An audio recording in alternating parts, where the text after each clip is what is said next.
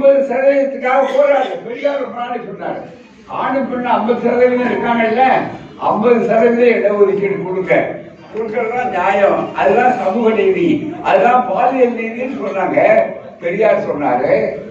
அதை கலைஞர், திராவிட இயக்கம், திராவிட முன்னேற்ற கழக ஆட்சி, திராவிட மாடல் ஆட்சி அதை செய்து நம்முடைய இந்தியாவிலேயே ஒப்பற்ற முதல்வராக இருக்கக்கூடிய நம்முடைய முதல்வர் உலக நாடுகள் எல்லாம் பார்த்து வியக்கக்கூடிய அளவுக்கு செய்திருக்கிற ஒரு ஒப்பற்ற முதல்வராக இருக்கிற திராவிட மாடல் ஆட்சியினுடைய நாயகன் முத்துவேல் கருணாநிதி ஸ்டாலின் அவர்களுடைய அந்த ஆட்சியிலே எவ்வளவு பெரிய மாறுதல். 50% நீ யாரும் போராடலையே, போராடாமே கொடுக்கக்கூடியதுதான். சொன்னதையும் செய்வதையும் சொல்வது, சொல்வதையும் செய்வது என்பது மட்டுமல்ல, சொல்லாததையும் சேர்த்து செய்கின்ற இயக்கம் தான் திராவிட மாடல். சொன்னதையே செய்யாததுதான் RSS. இன்னும் கேட்டால் அதுக்கு எதிராக இருப்பதுதான் மிக முக்கியமாக பாஜக ஆட்சி. வேற ஒண்ணும் வேண்டாமே. இன்னைக்கு திசை திருப்பதற்காக தானே இன்னைக்கு ஏதோ சொல்லிட்டு இருக்கிறா. மிக முக்கியமாக தயவு செய்து நீங்க நல்லா நினைச்சு பாருங்க. தாய்மார்களை கொண்டு சொல்ற நேரம் இல்லாதனால எப்படி ஆட்சிக்கு வந்தார் மோடி? பொய் வாக்குறுதிகளை கொடுத்து ஆட்சிக்கு வந்தார். அன்றைக்கு வேலை இல்லாம இருந்தான் இளைஞர்கள், நம்ம இளைஞர்கள். அன்றைக்கு பார்த்த உடனே காங்கிரஸ் எல்லா திட்டங்களையும் கொடுத்தாங்க. வறுமையாளர்கள் இருக்கும்போது கூட கிராமப்புறத்தில் இருக்கக்கூடியவர்களுக்கு விவசாயத்துல முழு நேரம் வேலை கிடையாது.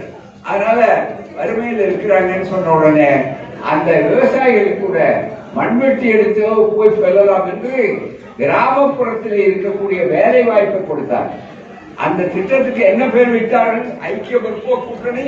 அது இடம்பெற்றிருந்த இடம் நம்முடைய திமுக என்று சொல்லக்கூடிய இடத்துல. அதுக்கு மகாத்மா காந்தி கிராமப்புற வேலை திட்டம் கொடுத்தாங்க, 100 ரூபாய் அப்படின்னு. இன்னைக்கு என்ன ஆச்சு?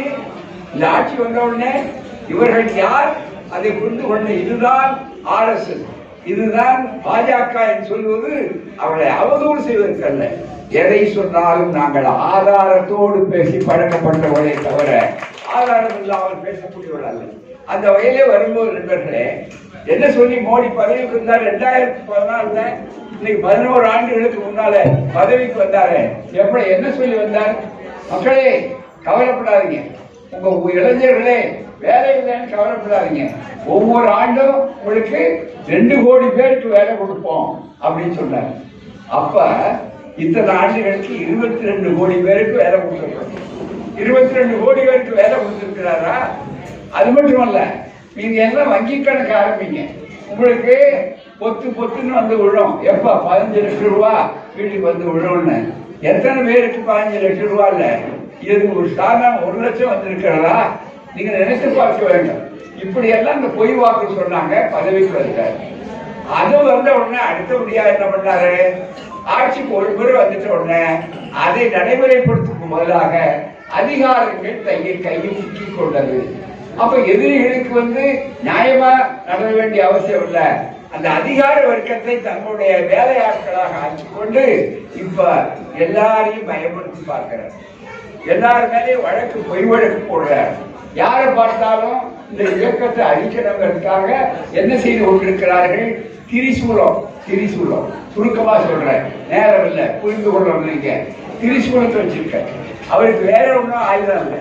திரிசூலம் என்ன? திரிசூலம்னா வருமான வரித்துறை 1, 2 CBI, 3 என்னன்னா அமலாக்கத்துறை அப்படின்னு 1 மிக முக்கியம். இதை புத்தகம் இப்ப 4வது அதுல என்ன பண்ணிருக்காங்கன்னு சொன்னா, முழுக்க தேர்தல் ஆணையம் என்று சொல்லக்கூடிய தேர்தல் கமிஷனையும் தங்கள் வசப்படுத்திக் கொண்டு ஒவ்வொரு இடத்திலையும் இப்ப வாக்குகளை நீக்க வேண்டும் என்று நினைக்கிறார்.